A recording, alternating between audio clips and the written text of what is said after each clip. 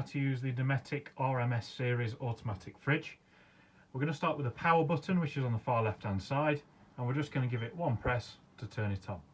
The display loads up and it goes straight to electric. We've got three settings. The first one is mains power, which is the plug. The second one is gas, which is the flame. The third one is vehicle battery. The fridge is going to go into error mode when I press the vehicle battery button because I'm not connected to a vehicle. And then the last one is A, which is automatic, and that is the fridge deciding the best power source on its own. Now, the fridge will generally default to the electric power source because that is the best setting to run it on. If you haven't got any mains in, it will automatically go to gas. It's really good because if somebody knocks the site electrics out overnight, you're asleep, you don't realise, the fridge will automatically switch on to gas, providing your gas bottle's turned on, and keep your fridge cool overnight. If you want to select the setting yourself, all you have to do is press the button to wake it up once, and then again to select the setting. You can choose any setting manually, and if you want it in automatic mode, just back to A. This display on the right hand side tells us the temperature. The more bars that are lit up, the colder the fridge is going to be. And all we do is press the temperature button to change that. This one on the right hand side is the error mode button. So if there's an error, I can simulate that by putting it onto vehicle battery.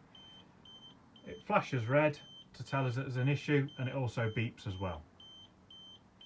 If you've run out of gas and the gas symbol's flashing and the error mode is flashing, you'll need to reset the gas system.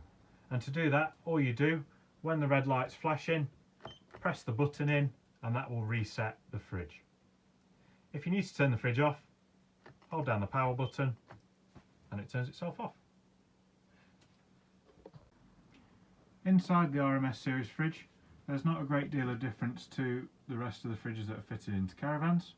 There are a couple of features that I'm going to show you that are really useful. First one being this latch here. So on this latch we can set it to a mode to use on site. So this latch here is the catch that stops the fridge door from opening while you're in transit. Now on top of the fridge door there's a button that you push in which opens the fridge so you can get into it. If you don't want to keep pushing the button, there's a little tab here, and if you push that up, that makes the catch redundant on the fridge, so it works just like your fridge at home on the magnet. When you want to travel again, all you have to do is just push that back down and it will lock.